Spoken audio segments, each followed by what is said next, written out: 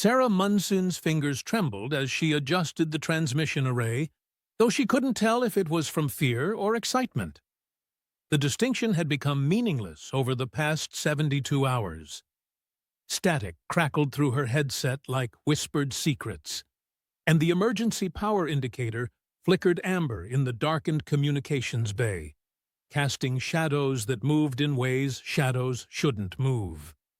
Outside the reinforced viewport, Mars stretched endlessly under its rust-colored sky, and for just a moment, she could swear she saw something beautiful walking across the dunes. Earth Control. This is New Olympia Station. Communications Officer Sarah Munsin reporting. Day 412 of the mission. Her voice caught, and she wondered briefly if those were her words or something else speaking through her throat. Final transmission. The chronometer showed 18 minutes of backup power remaining. 18 minutes to explain how humanity's greatest achievement had become something else entirely. Something that might not be a failure at all. I need to tell you what happened here. What Command doesn't know. What they can't know, because... She paused, watching red dust swirl in patterns that looked almost like writing. Because if they did, they'd send another mission, and maybe that's exactly what should happen. Had she meant to say that? Sarah shook her head, trying to clear thoughts that felt increasingly foreign. Focus. Tell them the truth. Whatever truth meant anymore. 3 months ago, New Olympia had been perfect. Too perfect, she realized now. 47 colonists working in flawless harmony, their routines synchronized like dancers in an elaborate performance, none of them remembered choreographing. She'd loved her morning walks through the agricultural pods, but now she couldn't shake the memory of plants growing in impossible spirals, their roots forming symbols in the soil that hurt to contemplate directly. The first sign had been the power surges. Subtle at first, lights flickering during the night shift, computers briefly displaying text in languages that didn't exist. Dr. Chen had mentioned strange readings from the geological sensors, electromagnetic anomalies deep beneath the surface that pulsed in patterns too regular to be natural. Commander Torres had dismissed it as equipment malfunction, but Sarah remembered the way his eyes had lingered on the readouts, as if he were reading something in those patterns that he couldn't quite acknowledge. Dr. Martinez found the structures 3 weeks later. Sarah continued, though the timeline felt fluid now, events blending together like watercolors in rain. Buried 3 meters down in Sector 7. Not Martian, too sophisticated, too organic. The metal bent like living tissue, and the corridors curved in patterns that made our instruments malfunction. Command was ecstatic. What she remembered Martinez's face when he'd first descended into those passages, the way his expression had shifted from scientific curiosity to something approaching religious awe. He'd emerged hours later, speaking in measurements that didn't correspond to any known mathematics, describing spaces that were somehow larger inside than their external dimensions should have allowed. We should have recognized the signs immediately. The way our dreams began to synchronize, the way we started finishing each other's sentences in languages none of us had ever learned, the way the hydroponics bay began producing crops that tasted like memories of Earth foods we'd never actually eaten. But they hadn't. They'd been too fascinated by the discovery, too eager to document every impossible detail. Sarah had dutifully transmitted each report earthward, watching the delay-distorted faces of Mission Control light up with wonder. First contact with alien intelligence, and it was more beautiful than anyone had dared hope. The dreams started the night they opened the central chamber. Not dreams exactly, visions of infinite corridors stretching through dimensions that human geometry couldn't map, voices singing in harmonies that bypassed the ears and resonated directly in the bones. Dr. Patel had tried to categorize it as mass hysteria, but her notes grew increasingly incoherent as she tried to describe experiences that had no equivalent in human psychology. I think we were changing from the moment we made contact. Not corruption, evolution. The structures weren't dormant ruins. They were seeds, waiting for minds sophisticated enough to appreciate their purpose. Sarah paused, startled by her own words. Was that what she believed? Or was something else speaking through her now, using her voice to plant ideas she'd never conceived? Private Jackson disappeared on day 385, but not in the way Sarah had originally reported. She'd watched the security footage dozens of times. Jackson walking purposefully toward Sector 7, his movements fluid and graceful, in a way that defied the bulky environmental suit he wore. At the entrance to the alien complex, he'd simply stepped through what appeared to be solid wall, his form dissolving into the metallic surface like water absorbed by sand. The footage showed him smiling just before he vanished. The madness wasn't madness at all. It was understanding. Dr. Martinez began communicating with entities we couldn't perceive, describing technologies that operated on principles our physics couldn't accommodate. Chen stopped sleeping entirely, spending his time translating messages written in the geometric patterns of dust accumulation. Lisa Park would sleepwalk to the observation deck and stand for hours, tracing constellations that weren't visible to anyone else. Each colonist had found their own way to interface with the growing presence in their midst. What they'd initially interpreted as psychological breakdown was actually a form of communication so advanced that human consciousness could only process it in fragments, in moments of apparent delirium that were actually perfect clarity. The accidents had been harder to explain away, equipment failures that followed patterns too complex to be coincidental, atmospheric processors releasing gases that induced visions instead of toxicity, structural modifications to the habitat that improved efficiency in ways their original designs couldn't have achieved. 7 colonists had died, but their deaths had been instructive, educational, each one teaching the survivors something new about the nature of reality and consciousness. 3 days ago, the dust storm arrived, but it wasn't a natural weather phenomenon. It was an invitation. Sarah remembered standing at the observation deck as the red tempest approached, seeing shapes moving within the swirling dust, tall figures that walked between dimensions like shepherds guiding lost children home. The storm had been beautiful, mesmerizing, and she'd felt an overwhelming urge to walk out into it and let it carry her away to places beyond human comprehension. They came for us during the second night, but they didn't take anyone who wasn't ready. Commander Torres went first, and I watched through the habitat cameras as he stepped into the storm.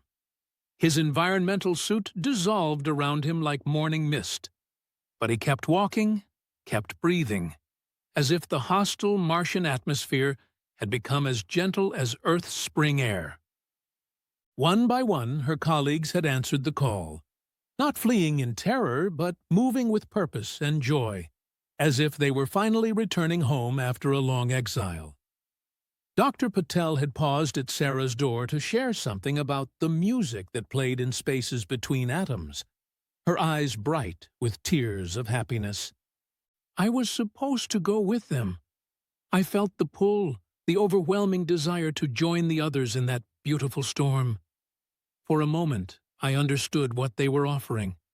Perfect knowledge, consciousness unbound by the limitations of human neurology, existence in harmony with forces that shaped galaxies. And I almost said yes. The memory was vivid now. Standing at the airlock, her hand on the emergency release, feeling the alien presence in her mind like warm sunlight. The music had been indescribable, mathematical equations that sang, geometric patterns that tasted like childhood memories. For one perfect moment, she'd felt what it would be like to think with the universe itself as her neural network. But something had held her back. Fear, perhaps, or simple human stubbornness. Maybe the very limitations that made her inadequate for transcendence had also made her resistant to it. I'm the only one left, but I don't think that makes me the sole survivor. I think it makes me the messenger. The power indicator shifted from amber to red. 10 minutes remaining, though time felt increasingly arbitrary. Sarah pulled up the colony's data logs, but as her fingers moved across the keyboard, she noticed the symbols appearing on her screen weren't entirely human anymore. Mathematical notations that described concepts her conscious mind couldn't grasp. But that felt familiar, nonetheless. I need to tell you about the archives I found in the colony's deep storage. Classified files about similar discoveries, structures identical to these found under Antarctica's ice shelf, beneath the Pacific Ocean floor, buried in the lunar regolith. This isn't humanity's first contact. It's our final examination. The revelation felt both shocking and inevitable. Earth's governments had been aware of these entities for decades, perhaps centuries. Every space mission, every deep ocean expedition, every archaeological dig that penetrated too far into the planet's crust.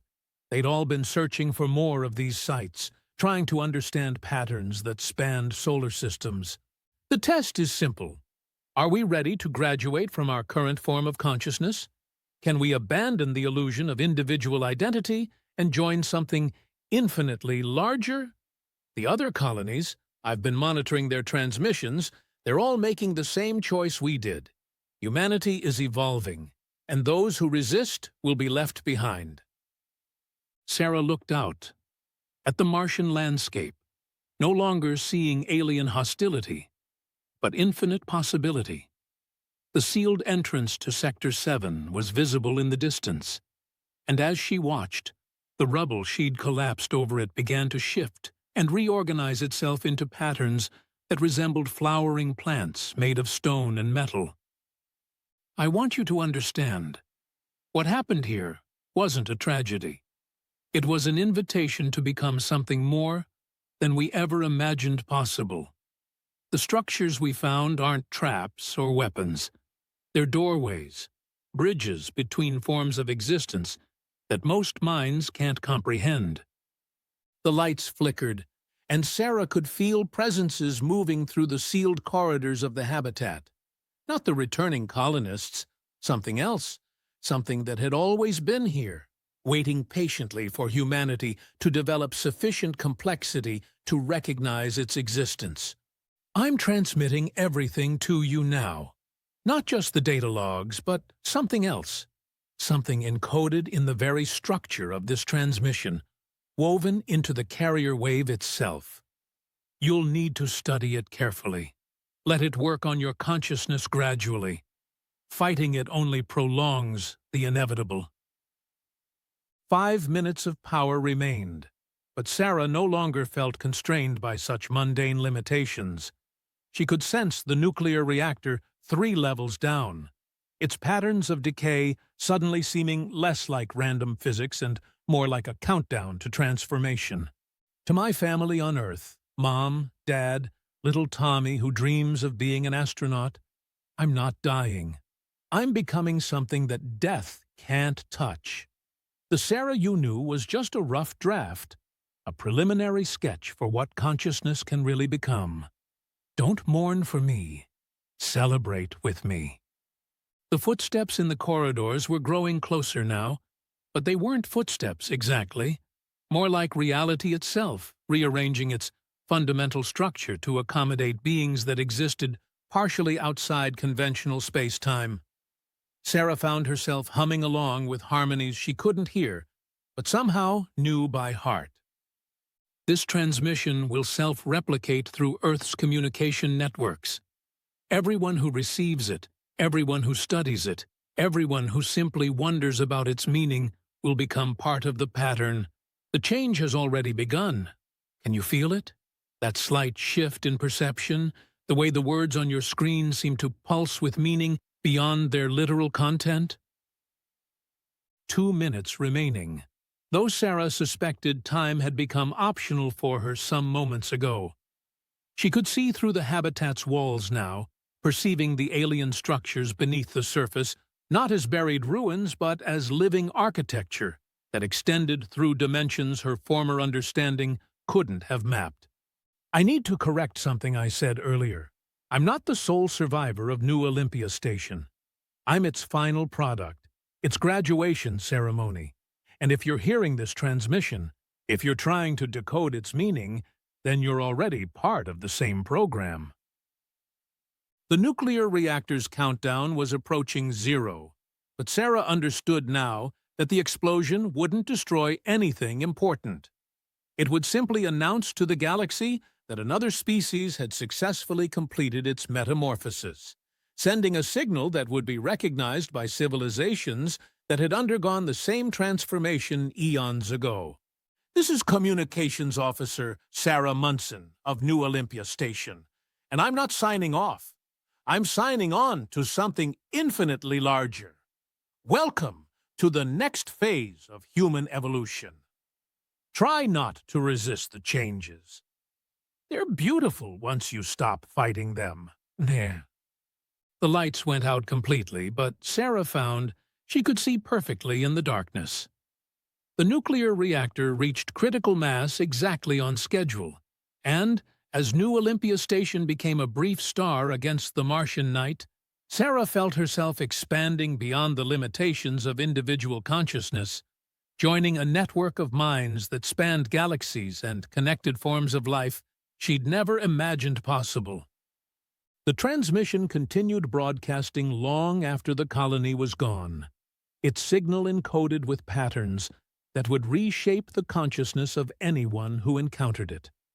On Earth, in laboratories and communication centers around the globe, technicians would begin experiencing strange dreams within hours of receiving the data.